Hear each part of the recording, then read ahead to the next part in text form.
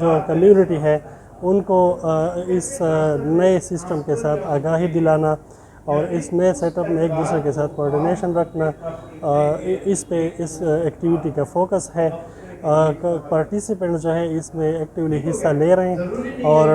کوشش یہ کی جا رہی ہے کہ ان کو نئے انضمام کے بعد جو نیا سسٹم ہے اس کے ساتھ متعارف کرانے کی کوشش کی جائے۔ جو ڈسکشن ہوئی، جو باتیں ہوئی آفٹر مرجر کے بعد، جو ویکیوم تھا، جو باتیں، جو نئی پولیس ہے، جوڈیشری، اس کے بارے میں کافی ہماری ڈسکشن ہوئی، کافی معلومات ان سے ہم نے حاصل کی اور امید ہے کہ یہ مستقبل میں ہمارے لیے کافی فائدہ مند اور سود مند ہوگی۔ یہ program international organization for migration جو اقوام متحدہ کا ایک ذیلی ادارہ ہے، اس کے تعاون سے جاری ہے، جس کا نام کمیونٹی ریزیلینس ایکٹیویٹی نارتھ ہے۔ اس میں ہم جو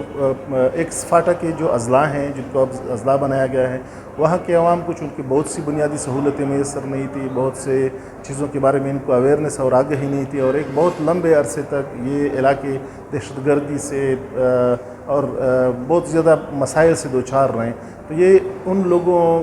میں شعور پیدا کرنے کے لیے، ان کے جو بنیادی سول رائٹس ہیں، جو حکومت ان کو آج کل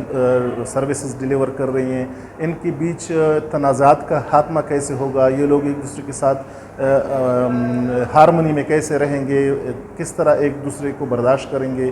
یہاں پہ عدم برداشت کی وہ جو بہت زیادہ فضا تھی، وہ ان چیزوں کے لیے ہم یہاں پہ لوگوں کی کیپیسٹی بلڈنگ کرتے ہیں، ان کی ہیومن ڈیولپمنٹ پہ ہم کام کرتے ہیں، ان کی سوشل